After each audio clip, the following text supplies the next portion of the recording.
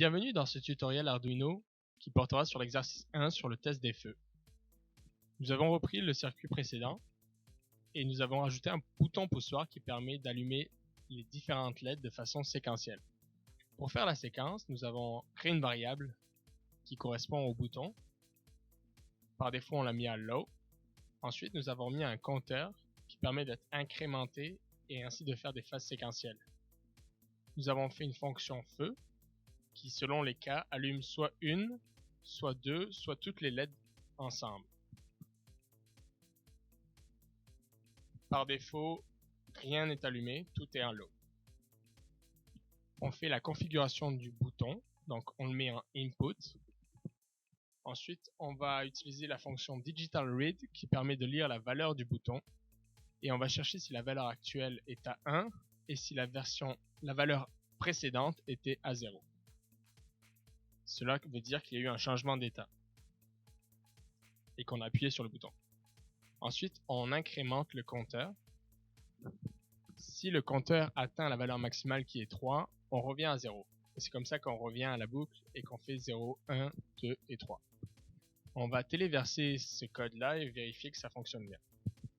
Donc, à chaque fois qu'on allume, soit s'allume la rouge, ensuite la jaune en plus, et enfin toutes les LED ensemble. Donc, dans notre cas, tout marche bien parce que les composants sont idéaux, il n'y a pas de bruit mécanique, mais on peut rajouter un délai en plus pour éviter le bruit mécanique. Par contre, lorsqu'on utilise la fonction délai, le processeur est occupé et ne peut pas faire d'autres opérations en même temps. C'est comme si on mettait une pause. On dit que notre microcontrôleur est en pause pendant 350 millisecondes. On passe sur un cas réel, donc sur une vraie breadboard.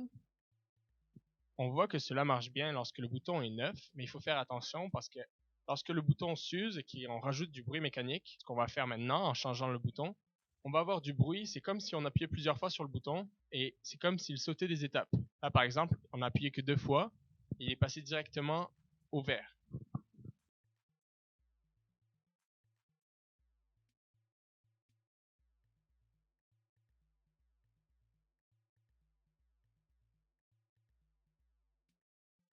On peut améliorer le comportement et éliminer un petit peu le bruit mécanique en rajoutant un délai.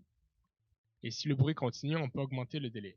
Cela améliore le système, mais on peut voir que le comportement n'est toujours pas optimal.